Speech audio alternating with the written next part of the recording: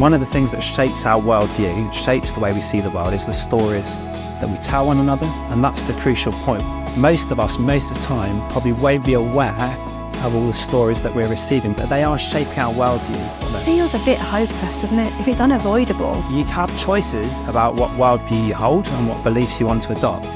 But if you don't do this deliberately, if you don't think this through, it is like letting the details of your life be controlled by beliefs that you've never given any attention to.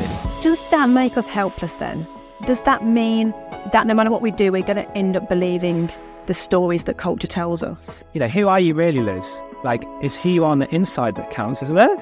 Isn't that what we tell one another? It's who we are on the inside that counts. I'm questioning it now, I don't know. So what we're trying to do in Unravelling really is to say, let's actually have a look at the worldviews that the culture holds. We could talk about race, and social justice always sounds brilliant. It sounds good. We could talk about disability, gender studies. We can really see from a lot of this how this story of power and oppression is really pulling us apart. So I'm not saying we should all turn our brains off and just accept everything we're told. If we want to understand the present, we're going to have to dip back into the past. We want to go back to a time called the Enlightenment. We know that one. I think, therefore I am. But now you're saying that Nietzsche said that man had to become God. Yeah. That he had to create his own reality. Yeah.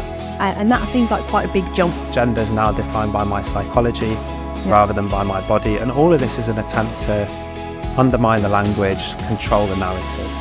But what does all these people from the past, what are their theories, what does that mean for me today? That begs the question, which is, why are we listening to you? Which, if you kind of hold to standpoint theory, really you have to say, well, you shouldn't be listening to me.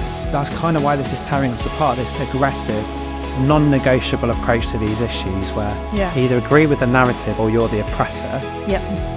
Polarises us. There's no discussion. At the same time, it's also very comforting to know that some of the things that we're seeing in the world today, we can understand a little bit more of where they come from and why we are where we are.